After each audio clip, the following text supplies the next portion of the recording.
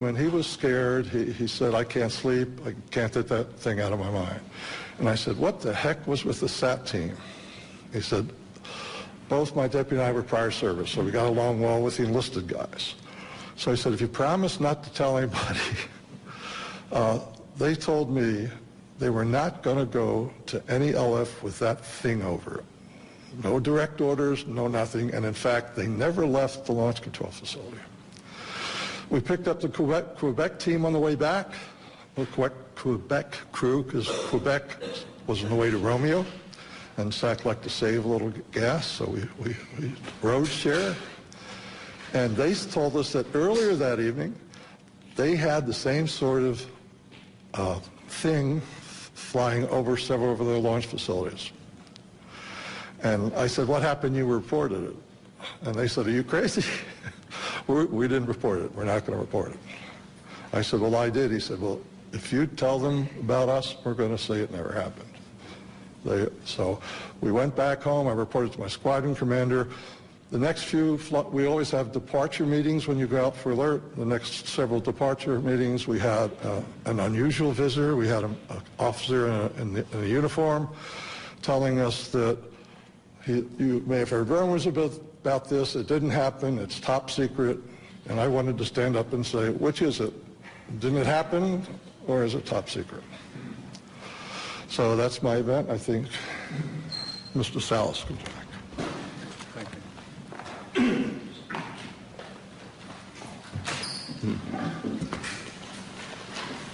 What you have heard here today is evidence of a phenomenon. It sounds fantastic, and it is fantastic. We presented this evidence in the public interest of open government. Our signatures on affidavits in the press kit that you have attest to the truth of our statements. Our evidence is now public domain. The real question is, what is the public going to do with it, this testimony? It has been a general practice of the media to scoff at these kinds of stories, make light of such testimony. We can only ask that you take the time to give some serious consideration not only to our statements, but to the statements of other witnesses out there who have similar incidents. There is also documentary evidence that helps support what we have said. We hope you will take the time to at least take a look at those, research this a little bit, and if you do, I think you'll come to the same conclusions that we have. That is that the UFO phenomenon is real, not imaginary. There's current excessive secrecy in our government surrounding this phenomenon. Unknown aerial objects have in fact been observed over many of our nuclear weapons bases and other nuclear facilities, and in some cases the appearance of these objects coincided with compromising the operational readiness of our nuclear weapons. Although each of us might have different opinions about the meaning and intent of these incidents, I think we can all agree that the tampering with nuclear weapons is a national security concern.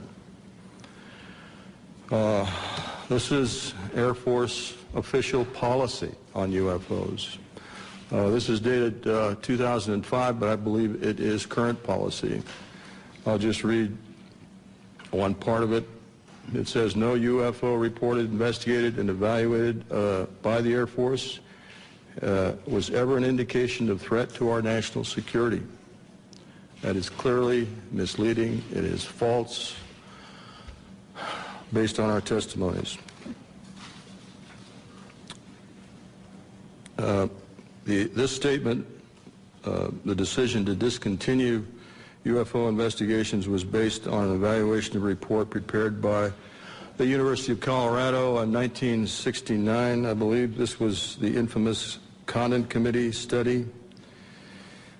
There was substantial evidence to show that study was superficial and biased. In particular, the Echo and Oscar incidents I spoke about were never investigated by the Condon Committee, even though their principal investigator was well aware of these incidents.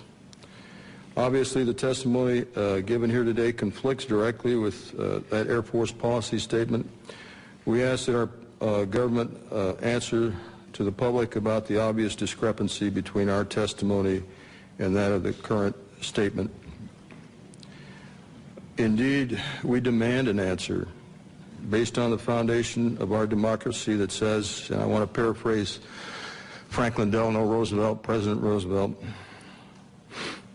the people should be strong enough and well enough informed to maintain the sovereign control over its government.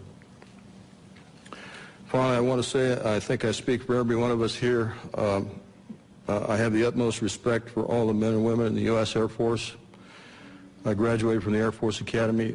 I thoroughly enjoyed being a part of the Air Force, and I was honored to serve my country in that way. Our disagreement and challenge to the Air Force has nothing to do with the people of the Air Force. It has to do with official Air Force policy. And I think they are deliberately withholding the facts, not just in what you've heard here, but continuously since 1969. And by doing so, they're not allowing the people of this country to engage in the decisions regarding events that are clearly national security issues and concern to all of us. We're simply asking for the truth. Thank you for your attention. At this time, we're going to take questions. Mr. Hastings will take it from here. If you would go to the microphone over here and tell us what media you represent. Thank you. When you ask a question, I would ask first that you identify yourself and your organization, and then direct your question perhaps to a specific individual. That person will have to find his way to the mic, so there will be a bit of delay. Yes. Pat McCune, the Daily Trojan, University of Southern California. We just did a big event here, and LucasArts, Mr. George Lucas himself. I wanted to commend all of you. You guys are soft-spoken, but you carry a big stick, and that's exactly the way to approach this issue. I remember when UFOs first got going, it was like a laughing matter until they started revealing themselves in the deserts, Arizona, Colorado, and so forth and so on.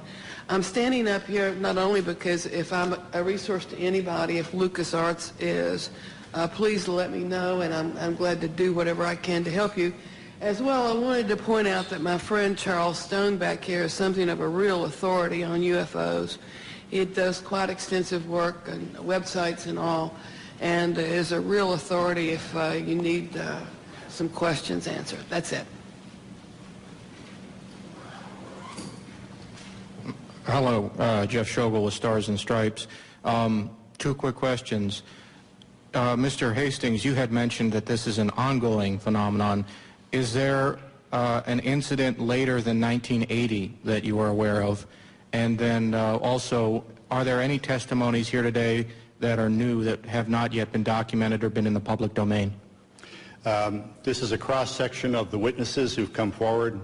The latest incident involving nuclear missiles was at Malmstrom Air Force Base in 2007. However, the person is still active duty Air Force. I'm not going to elaborate on that until that person is separated from the Air Force. Another incident occurred at the Nellis Air Force Base, Nevada, Area 2 weapons storage area. A series of incidents, the latest being in April of 2003, in which there were unidentified aerial objects maneuvering near the weapons bunkers at that facility. More recently, civilian sighting reports in Orange County, California, at the Seal Beach Naval Weapons Station, a series of bunkers, again, containing nuclear weapons. There were local media reports of multiple sightings in March of 2009 near this weapons storage facility. This is ongoing. This is the tip of the iceberg.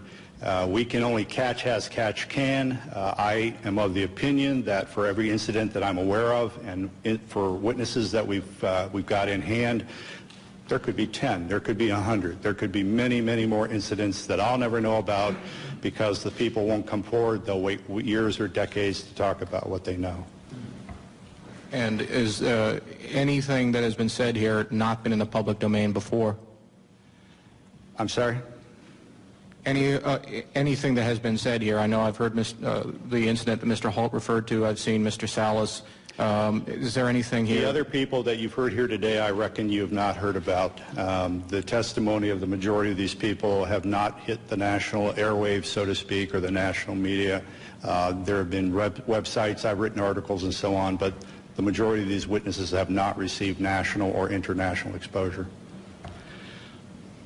I think if we could maybe limit one question per person so we can get everybody accommodated. Yes. Gentlemen, Stephen Smith, KSHE Radio, St. Louis.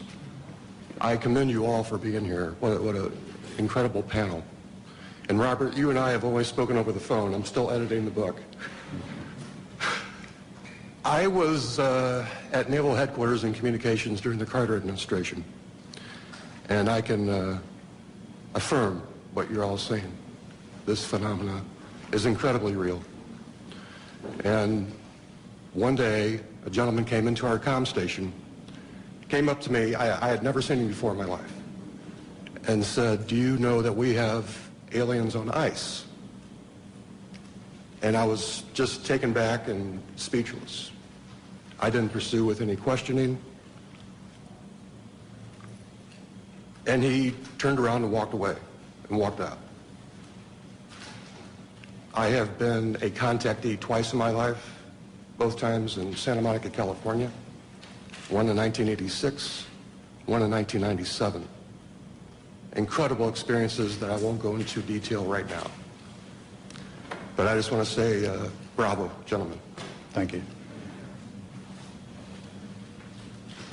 Spencer Ackerman with Wired. Mr. Hastings, could you elaborate on why you've speculated that the unidentified flying objects that all of you have described possess the agenda of trying to tell us to turn away from our path of use of nuclear weapons? Are there other potential explanations that you've considered and found less plausible? Is there a possible offensive threat to the world from these UFOs? As I said in my introductory remarks, that's speculative on my part. However, given the available evidence, that is a plausible scenario. We can clearly say, based on radar data, which are empirical, not anecdotal, that these objects have been tracked since the early 1950s, if not earlier, traveling up to 7,000 miles per hour, making right-angle turns at high rates of speed, instantaneously hovering, reversing course. If we or the Russians or any country on Earth had those kinds of craft in the early 50s, why have we spent the last several decades developing fixed-wing aircraft of far inferior abilities? These are clearly, in my view, a technology from somewhere else piloted by beings from obviously another world or another dimension.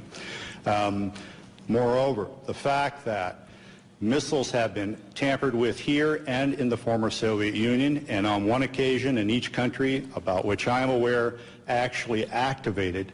I think we can rule out that these are the Americans attempting to start World War III or the Russians attempting to start World War III. Again, the technology involved is so superior, and we cannot conceive of a logical scenario whereby either of our countries would attempt to activate nuclear missiles for any reason under the sun.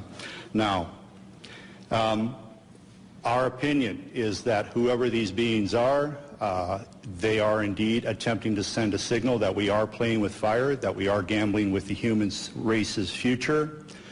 There are other possible scenarios. I have half-jokingly said from time to time, maybe they're planning to invade Earth and they don't want to inherit a radioactive environment when they do. Now, I don't believe that's what's going on by any means. I don't think humankind is in jeopardy from whoever they are and what their intentions are, except we will have our minds expanded. There will be a paradigm shift. Traditional institutions such as religions, governments, other social institutions may indeed be threatened by what is coming. That is just a logical consequence of what is about to occur. But if indeed this Earth is being visited by other races, and if those races are, one or more races, are in fact repeatedly monitoring and sometimes tampering with our nuclear weapons, that secret, in our view, should not be kept from the citizens of this planet any longer. But you don't think there's an offensive element to their contact?